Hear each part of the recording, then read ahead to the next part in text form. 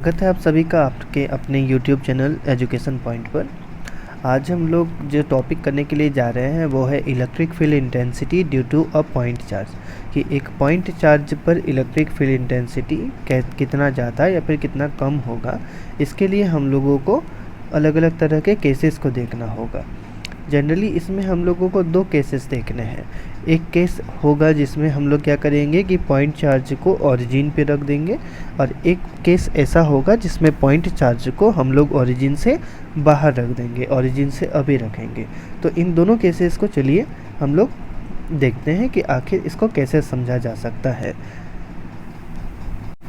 तो चलिए पहला केस देखते हैं जिसमें हम लोग पॉइंट चार्ज को या फिर जो सोर्स चार्ज हमारे पास है उस सोर्स चार्ज को हम लोग ओरिजिन ओ पर रखने वाले हैं। इसके लिए हम लोग क्या करेंगे, तो सबसे पहले एक कार्टेशियन प्लेन ले लेंगे। मान लेते हैं हमारे पास कोई एक कार्टेशियन कोऑर्डिनेट है।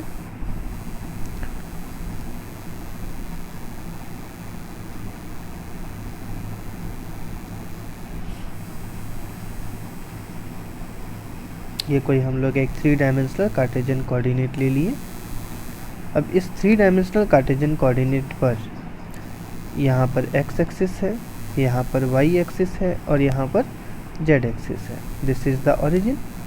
अब मान लेते हैं कि जो सोर्स चार्ज है वो ओरिजिन पे है, यानी कि Q पर है, और जो पॉइंट चार्ज है या फिर जो टेस्ट चार्ज है, हम लोग पढ़े थे इससे पहले सोर्स चार्ज के बारे में और टेस्ट चार्ज के बारे में। तो ये जो टेस्ट चार्ज है मान लेते हैं कि ओरिजिन से दूर है।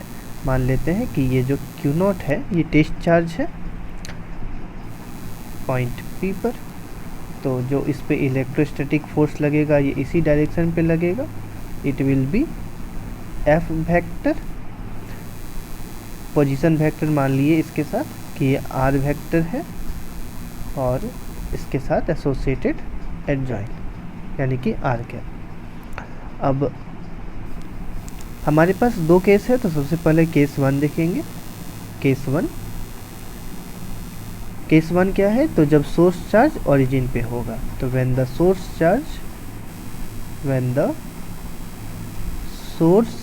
Charge is at O। कहाँ पर है, O पर, यानी कि ओरिजिन पर है। यदि सोर्स चार्ज ओरिजिन पर होगा तो जो F वेक्टर हम लोगों के पास होगा, यानी कि इलेक्ट्रोस्टैटिक फोर्स, ये कितना होगा। हम लोग जैसे कूलम्ब फोर्स निकाले थे उस तरीके से इसको देखा जाए तो 1/4 पाई एप्सिलॉन नॉट।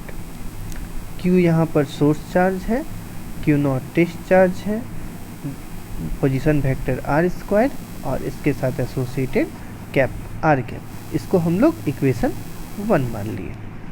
अब यदि इलेक्ट्रिक फील्ड इंटेंसिटी इसके लिए निकाले तो हम लोग जानते हैं कि इलेक्ट्रिक फील्ड इंटेंसिटी जो होता है क्या होता है, तो फोर्स पर यूनिट चार्ज यानी कि F vector divided by Q0। अब इसमें हम लोग वैल्यू को प्लेस कर देंगे। F वेक्टर का यदि वैल्यू प्लेस करें तो ये हो जाएगा 1/4 pi epsilon not Q0 divided by R² R cap, और डिवाइडेड बाय Q0 है तो 1/Q0 इसको कर सकते हैं। Q0 and Q0 goes two cancelled out. तो जो इलेक्ट्रिक फील्ड इंटेंसिटी आया ये आया 1/4 pi epsilon not Q divided by R² and the adjoining cap. This is the electric field intensity. ये इलेक्ट्रिक फील्ड इंटेंसिटी हो गया कब, जब सोर्स चार्ज कहाँ पर होगा, तो सोर्स चार्ज ओरिजिन पर होगा। यदि हम लोग इसके साथ ये जो सोर्स चार्ज हम लोग देखें, इस सोर्स चार्ज में यदि हम लोग इसको वेक्टर फॉर्म से हटा दें, सिर्फ हम लोग वेक्टर फॉर्म में देख रहे हैं तो वेक्टर फॉर्म में हम लोग उसके वेक्टर को लेके चलते हैं, लेकिन यदि इसके वेक्टर को हटा दें तो वेक्टर को हटा देंगे तो E इज इक्वल्स टू हम लोग क्या लिख सकते हैं, मैग्नीट्यूड ऑफ E वेक्टर। तो मैग्नीट्यूड जो E वेक्टर का होगा उससे R कैप हट जाएगा, तो R कैप को हटा देते हैं 1/4 pi epsilon not Q divided by R²। This will be the value of electric field intensity यदि हम लोग इसके साथ वेक्टर को एसोसिएट ना करें तो। अब हमारे पास इसके लिए दूसरा केस भी है। एक केस ऐसा है जिसमें कि हम लोगों को सोर्स चार्ज को ओरिजिन से दूर रखना है। तो केस 2,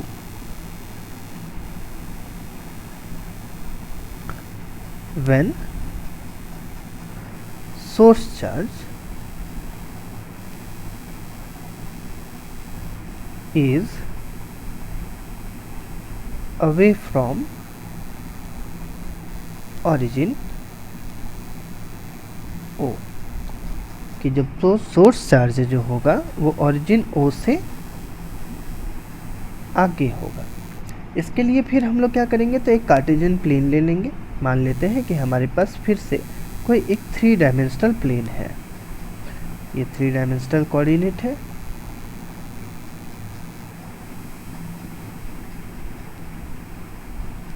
इस 3 डायमेंशनल कोऑर्डिनेट पर ये हो गया x एक्सिस, ये y एक्सिस और ये z एक्सिस, ये ओरिजिन है। अब हम लोग मान लिए कि कोई 2 पॉइंट चार्जेस हैं जो ओरिजिन से दूर हैं, एक यहाँ पर, एक यहाँ पर। ये Q चार्ज है, that is the source charge, और ये टेस्ट चार्ज है। इसके साथ जो पोजीशन वेक्टर एसोसिएटेड होगा वो हो जाएगा, मान लेते हैं R2 वेक्टर, और इसके साथ जो पोजीशन वेक्टर एसोसिएटेड होगा उसको हम लोग मान लिए R1 वेक्टर।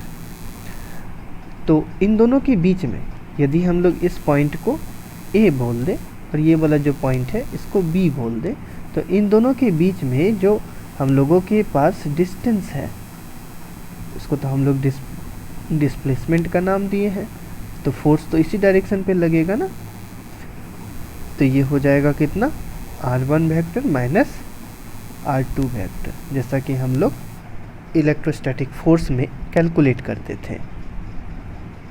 तो अब हमारे पास यहाँ पर OA वेक्टर जो है वो R1 वेक्टर है, और जो OB वेक्टर है वो हमारे पास R2 वेक्टर है। तो अब इससे हम लोग फोर्स निकाल सकते हैं, इलेक्ट्रोस्टैटिक फोर्स। तो जो इलेक्ट्रोस्टैटिक फोर्स हम लोगों के लिए यहाँ पर आएगा, ये क्या होगा 1/4 pi epsilon not Q K not divided by modulus of AB square into R cap, क्योंकि हम लोग यहाँ पर फोर्स का वेक्टर लिए हैं तो यहाँ पे हो जाएगा AB। यहाँ पे R कैप AB क्या है, तो ये जो R कैप AB है जो यहाँ पर हम लोग देख रहे हैं, ये इसके साथ यूनिट वेक्टर है। कैसा है, यूनिट वेक्टर। किस डायरेक्शन पे, तो अलोंग द डायरेक्शन AB। ठीक है, अब इस फिगर से हम लोग क्या समझ रहे हैं कि जो AB वेक्टर है, कि सिंस जो AB वेक्टर है ये कितना है, तो R1 vector minus R2 vector. याद कीजिए इलेक्ट्रोस्टैटिक्स जब हम लोग पढ़ रहे थे, इसमें स्टार्टिंग पे शुरू में जब हम कूलम फोर्सेस के बारे में डिस्कशन किए थे, तो वहाँ पे हम लोग मॉड्यूलस निकाल रहे थे इस तरीके से। तो यहाँ पर जो AB वेक्टर का जो मॉड्यूलस होगा ये कितना हो जाएगा, तो ये हो जाएगा हमारे पास R2 vector minus R1 vector, होगा कि नहीं। यहाँ पर हम लोगों के पास जो R1 AB वेक्टर है ये कितना है, तो ये जो AB वेक्टर है ये हम लोगों के पास R2 vector minus R1 vector है, R2 vector minus R1 vector. तो यदि AB वेक्टर का मॉड्यूलस हम लोग देख रहे हैं, तो मॉड्यूलस ऑफ AB वेक्टर मतलब AB का बात कर रहे हैं हम लोग। तो जो AB होगा इसको हम लोग क्या बोल सकते हैं कि जो AB वेक्टर है ये modulus of AB vector multiply by जो R कैप का एडजॉइन है, यानी कि इतना होगा। अब हम लोगों को R कैप AB निकालना है, तो R cap AB is equals to क्या हो जाएगा, तो ये हो जाएगा AB vector divided by AB vector का मॉड्यूलस। इसको सिंपली हम लोग क्या लिख सकते हैं, इसको हम लोग लिख सकते हैं R2 vector minus R1 vector divided by modulus of R2 vector minus R1 vector. अब इस चीज़ को हम लोग वहाँ पर वैल्यू को सब्स्टिट्यूट कर देंगे। जब वैल्यू को वहाँ पर सब्स्टिट्यूट कर देंगे तो जो AB वेक्टर है हम लोगों के पास पहले से था, और R कैप AB का जो वैल्यू है वो आ गया है, तो हम लोग लिखेंगे इसको ऊपर वाले को इसको मान लिए इक्वेशन 1, इसको इक्वेशन 2 और नीचे वाला जो आया इसको इक्वेशन 3. तो using 3 and 2 in 1, using 3 and 2 in equation 1. 3 और 2 को जब 1 में पुट करेंगे तो जो फोर्स है electrostatic force, it will be 1/4πε0 into, ये जो है वैल्यू हम लोगों के पास था Q0, तो हम लोग बैठा देंगे यहाँ पर Q0 divided by modulus of AB square. तो मॉड्यूलस ऑफ AB यानी कि R2 माइनस R1 वेक्टर हो जाएगा. तो R2 vector minus R1 vector का होल स्क्वायर. और आर कैप AB जो है हम लोगों के पास आया R2 minus R1 divided by modulus of R2 vector minus R1 vector. ये मॉड्यूलस में सॉल्व करेंगे इसको, ये आ जाएगा 1/4πε0 Q0 by modulus of R2 vector minus R1 vector का होल क्यूब, और ऊपर आ जाएगा R2 vector minus R1 vector. ठीक है. अब हम लोगों को निकालना था इलेक्ट्रिक फील्ड इंटेंसिटी. तो since therefore electric field intensity E vector is equals to F vector by Q0 होता है. सॉल्व करेंगे इसको तो Q0 उससे हट जाएगा, आ जाएगा हम लोगों के पास value 1/4πε0 Q by R2 vector minus R1 vector का whole cube into R2 vector minus R1 vector. इतना वैल्यू आएगा. तो ये हम लोगों के लिए अभी इलेक्ट्रिक फील्ड इंटेंसिटी होगा. लेकिन कब? जब सोर्स चार्ज जो है वो कहाँ होगा? सोर्स चार्ज ओरिजिन से दूर होगा.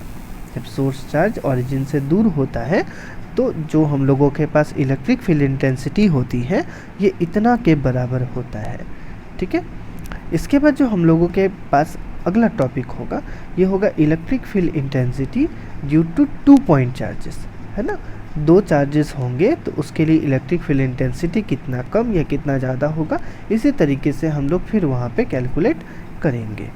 तो बने रहिए हमारे चैनल के साथ और देखते रहिए हमारे वीडियोज़ को.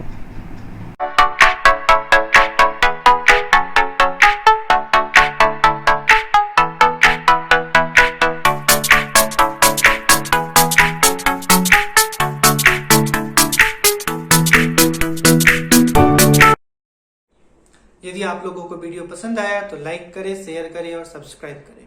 और देखना न भूलें हमारे चैनल को